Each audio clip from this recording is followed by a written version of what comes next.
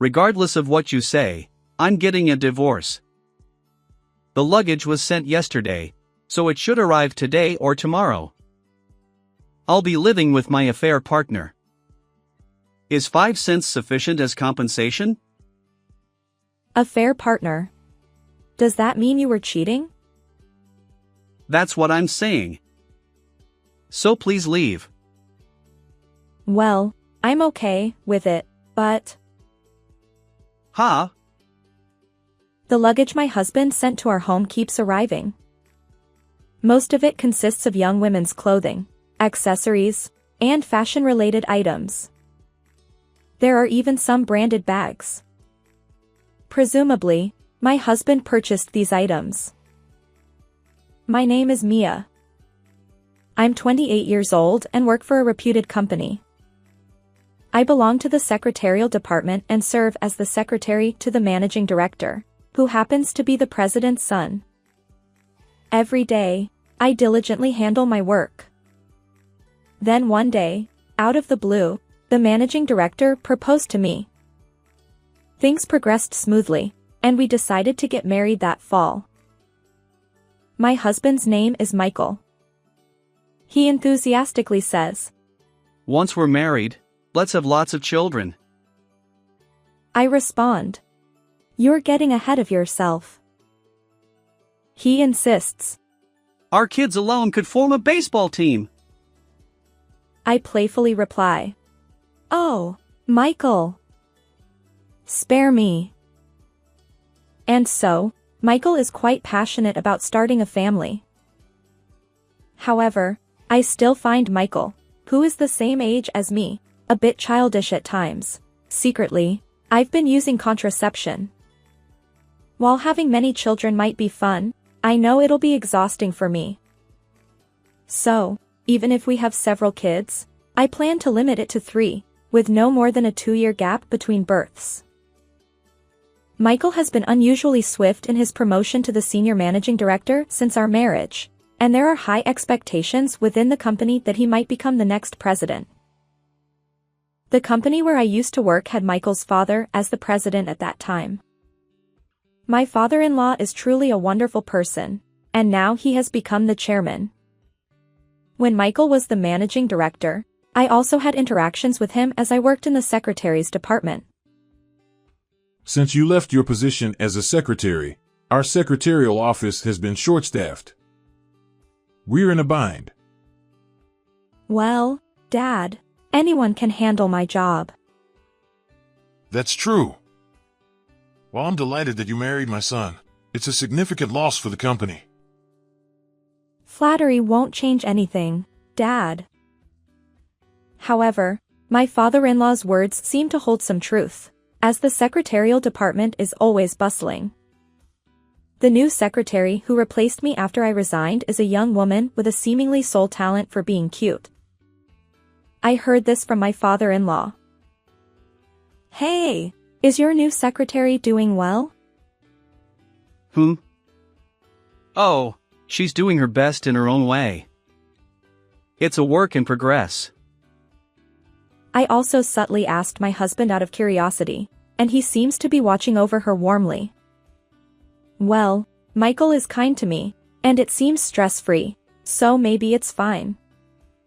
Or so I thought, but Michael's workload has increased significantly since his promotion, and he's gradually become more harsh with me. It's likely due to the added responsibilities, and perhaps this is where my efforts truly matter. After all, as a wife who entered into marriage, supporting my husband is my role. I had put thoughts of having a baby on hold. On that day, Michael seemed a bit moody. Listen, I won't need a packed lunch from now on. Huh? Why? The senior managing director finds it embarrassing to have a packed lunch. I'll be eating out with colleagues from now on. I see. Understood. What's the problem? Worried about lunch expenses? I never said that. Anyway, that's how it is. you don't need to make lunch anymore. His words felt somewhat disheartening. I had been doing my best, considering nutritional balance for Michael. But I suppose he has his own social obligations. So, starting the next day, I stopped making packed lunches. And then, he started finding fault with me for other things. The cleaning wasn't up to par, there were wrinkles in the laundry, and still no children. I believe I've been thorough with both cleaning and laundry, but it seems not to have reached him. I often wondered what could be the cause of Michael's irritation, but no matter how much I thought, I couldn't pinpoint anything. Perhaps there's something I'm not aware of. Days of inner turmoil continued. I even consulted my mother-in-law. Like my father-in-law, she treats me well. So, what's the consultation about? Is something wrong? Well, Michael seems a bit off lately, and I can't figure out why. I see. Perhaps I was too lenient in raising him. I apologize. He can be quite selfish. No, he's an adult now, so it's not your responsibility. If I get the chance, I'll talk to him and make sure he doesn't trouble you. That's okay. It might be a marital issue, so I'll find the right time to ask him. Really? Are you sure? If anything happens, feel free to tell me anytime. Thank you. In the end, I returned home without seeking any help from my mother-in-law. But I worried that if Michael found out I'd confided in her, he might sulk again. So, I think this was for the best. Just when I thought that way, something unexpected happened. My husband was assigned to a client company, making it difficult for him to commute from home. So, he embarked on a solo assignment for about a month. Honestly, I felt a bit relieved because dealing with my husband's moods every day had been quite taxing. Despite not being a drinker, he started consuming alcohol and spouting hurtful words or nitpicking at my household chores. The day after drinking, he'd struggle to wake up in the morning, even missing work. It seemed like he was losing his professional edge. Perhaps this change of environment would be good for him too. I hope it provides a refreshing break, and he returns to being the kind husband he used to be. Around 2.5 weeks after my husband's departure, something else happened. Maybe I let my guard down due to his absence, but my health deteriorated. Feeling feverish, I visited my regular doctor. To my surprise, I received unexpected news. I was pregnant. The thought of having a baby genuinely made me happy. Perhaps this could be the catalyst for Michael to become a doting father. It felt as though this little one had brought some happiness into our home. Just as I was contemplating whether to inform my husband about the pregnancy, I realized he would be returning in another 2 weeks. Rather than communicating through calls or emails, I wanted to see his face and share our joy in person. So, I decided to wait for his return. However, I desperately needed to confide in someone. I chose to share the truth with my in-laws, keeping it confidential. Given that they would soon become grandparents for the first time, they were genuinely thrilled and concerned about my well-being. My mother-in-law, having previously discussed my husband's recent moodiness, assured me that she would keep an eye on him. As the anticipated homecoming drew near, my husband unexpectedly extended his stay, leaving me without communication for several days. Something felt off. Trusting my intuition, I called his workplace. I have an urgent matter. Could I speak to my husband? The office staff replied. The Senior Managing Director Smith is already back at his company. Does that mean his assignment has ended? Yes, but... Is everything okay? Caught off guard, I quickly improvised. Oh, how embarrassing. I misunderstood. I apologize. Everything is fine. What should I do? Where is he now? No response. And I'm worried. Consulting my father-in-law or mother-in-law would likely escalate the situation. Besides, being pregnant, I wanted to avoid emotional instability. So, I decided to try contacting my husband's cell phone once more. To my surprise, after days of silence, he suddenly called the next day. Startled, I answered the phone promptly. Michael? Where are you right now? Anywhere is fine. I called because you contacted me. Anywhere is not fine.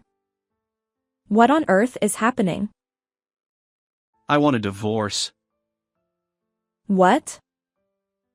I was left speechless by the unexpected divorce announcement. And then my husband added more surprising words. Regardless of what you say, I'm getting a divorce.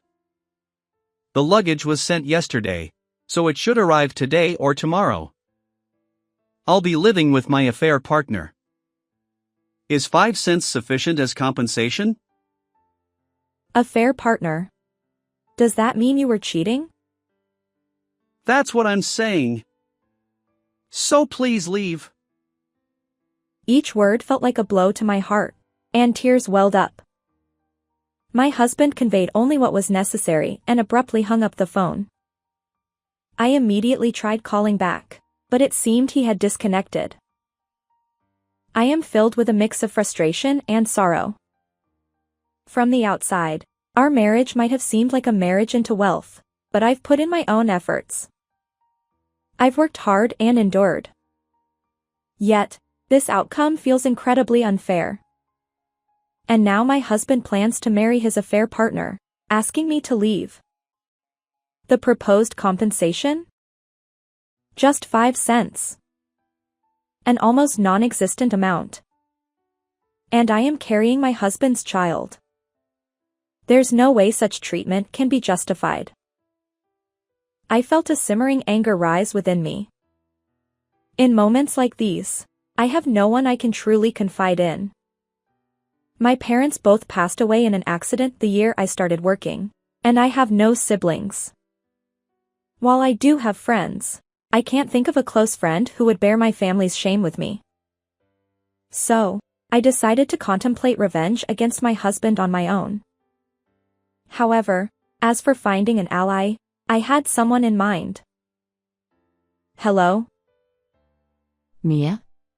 Michael has returned, hasn't he? How is he? Is he in a good mood? My mother-in-law reached out the next day, expressing concern. It seemed that my husband hadn't informed his parents about the situation. Perhaps he was too preoccupied with his new love interest. Mom. I hesitated. What's wrong? Did something happen? Did he do something? Despite feeling uneasy, I decided to confide in my in-laws about everything. The hurtful words and snide remarks I've endured. His view of me solely as a childbearing entity. And the ultimate blow, the sudden divorce announcement without any communication from his assignment location. My mother-in-law appeared surprised but offered comforting words. I'm sorry, Mia. You don't need to apologize, Mom. Thank you for telling me. I'll discuss this thoroughly with my husband. But if you do that, Michael's position at work. What does that matter? After treating you so poorly? My tears welled up in response to my mother-in-law's kindness. As I sobbed into the phone, she gently reassured me. Mia, your well-being is our utmost priority, both for my husband and me. But Michael's parents are yours.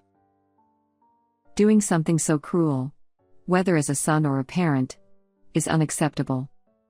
Mia, please focus on having a healthy, happy baby. But knowingly having a child while going through a divorce. Trust us on this. Lean on us. It seemed my mother-in-law had a plan. Given that I had no one else to turn to practically, I decided to follow her advice. The packages my husband sent to our home kept arriving. Most of them contained young women's clothing, accessories, and fashion-related items. There were even branded bags. Presumably, my husband had purchased these items. The influx of packages made our home feel cramped. Curious about the situation, my mother-in-law visited and was surprised. Despite my initial reluctance to rely on my in-laws without informing my husband, I decided that since I was pregnant and would only stay briefly, it was acceptable to seek their help. According to what I heard from my in-laws, my husband hasn't contacted them or shown up at work. He's apparently using up his paid leave days. My father-in-law is furious that his son isn't communicating. As a professional and as a human being, he's a disgrace.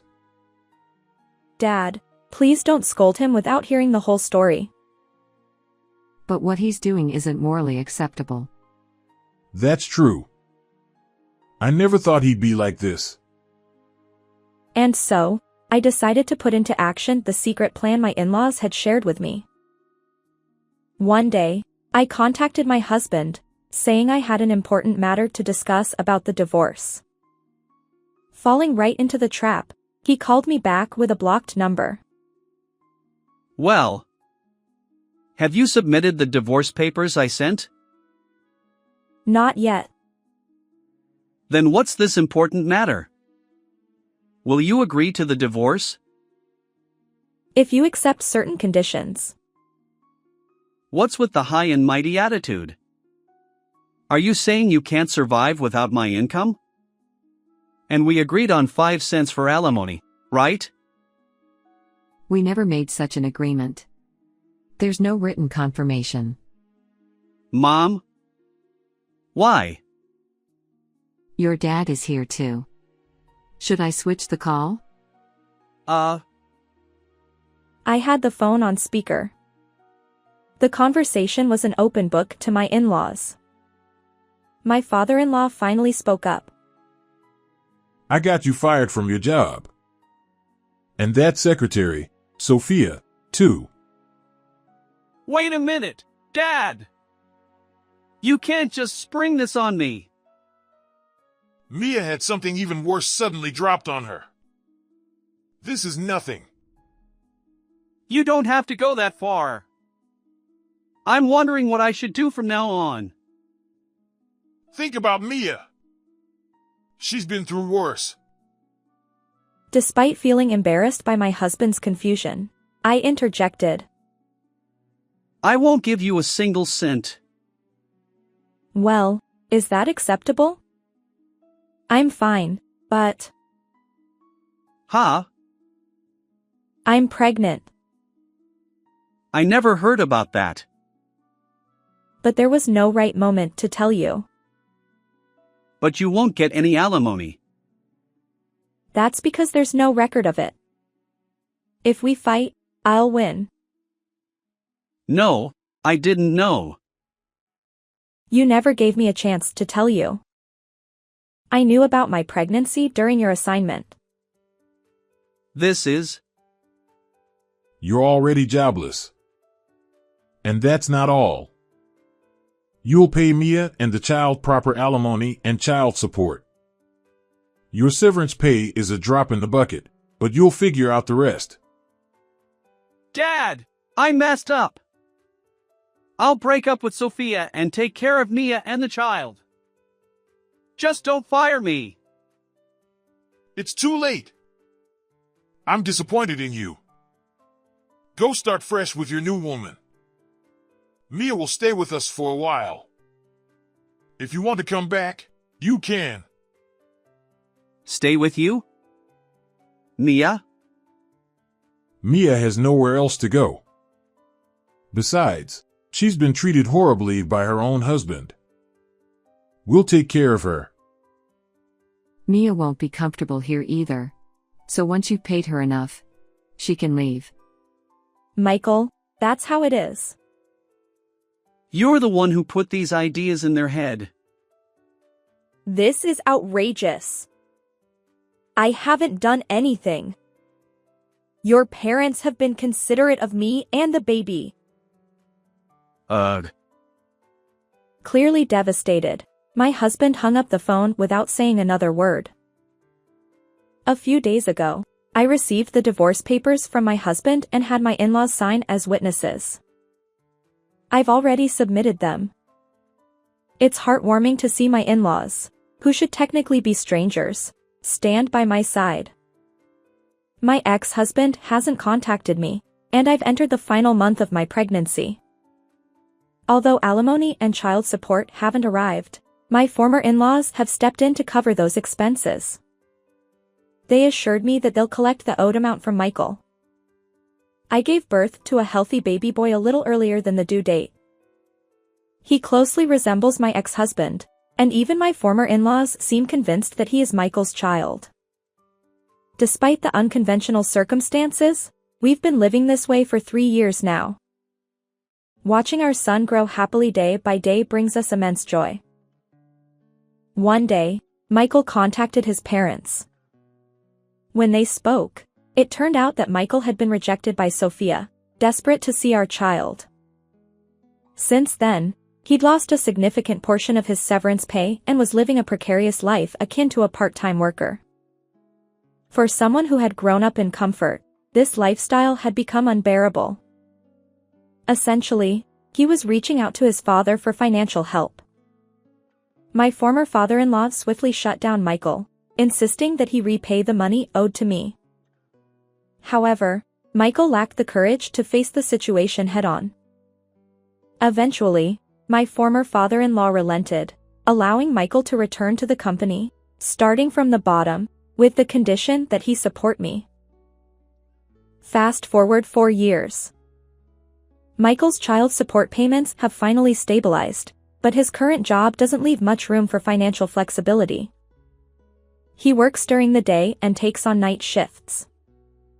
Interestingly, my former in-laws and I have legally adopted each other, making my son their official grandchild. In exchange, they've effectively severed the parent-child relationship with Michael, although it doesn't alter the official records. My parents are overjoyed, and next year, when our son enters first grade, they're enthusiastically choosing school supplies such as shoes, bags, and notebooks. Once our son starts school, I plan to actively seek employment and contribute to society. I can't rely on my parents forever. Besides, I feel more suited to working outside the home than being a stay-at-home mom. While I might still lean on my parents a little, I'm determined to live as a single mother with my son. I will never let my son become like my ex-husband, who was a scoundrel. That's how strongly I feel. How did you find this story? Don't forget to subscribe to the channel. Until next time in our next video.